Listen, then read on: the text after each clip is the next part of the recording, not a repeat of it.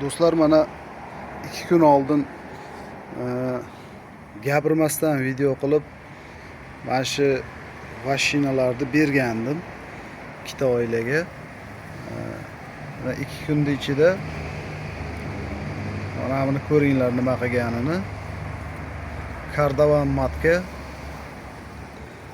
Mana 2 kunda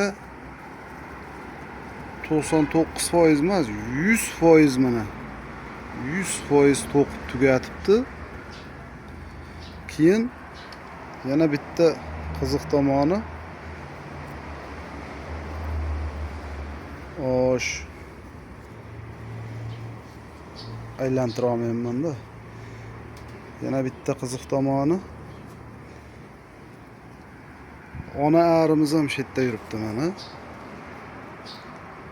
Уже urib qo'yishni boshlabdi. Oho, mana ko'rinayotgan bo'lsa, hozir o'roqqa chiqaramizda. Mana ishlar qarasalaring.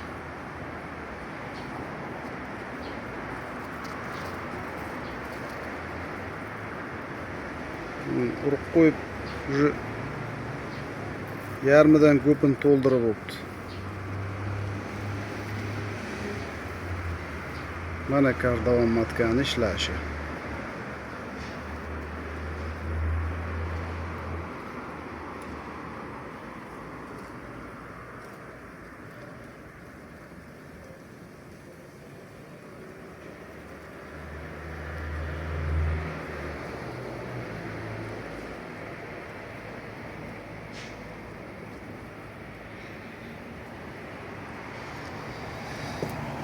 Hop. Mana shunday qilib video qilaylikchi.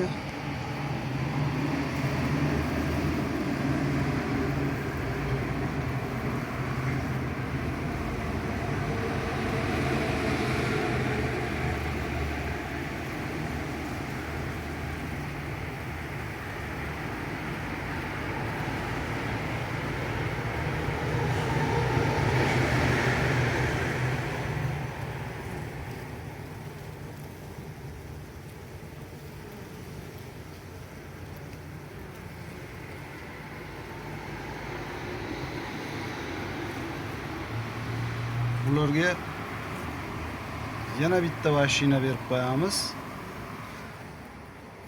Hop, tayyorlab qo'yganim bor edi. Mana hozir tayyorlagandim. Shu mashinani berib qo'yamiz. Chunki bular yaxshi to'qiyapti. Bundan oldingi men berganimda ham polni to'qib bo'lgan. Nimaga bular tez to'qiyapti desangiz, bu oilada yangi arilar, yosh arilar ko'p. Mashinani основной asosan yosh arilar to'qiydi. Shuning uchun qo'rqmasdan yana bitta mashina berib qo'yamiz.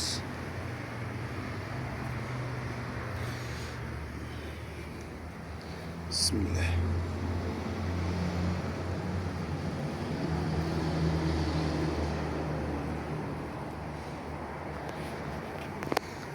Ana bo'ldi.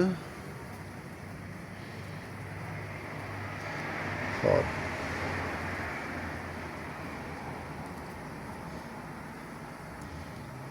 Buni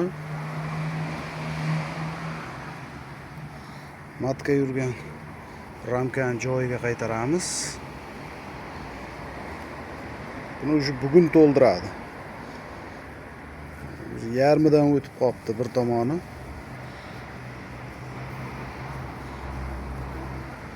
Bugun to'ldirsa, xudo xolasa, ana yangi bergan mashinamizga ertaga o'tsa kerak. Yangini ham bugun to'qib tashlaydi bular.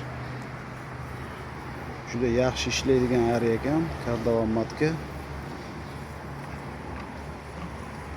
Asal berishi karnikachalik emas ekan u, lekin urug'ni bosib tashar ekan.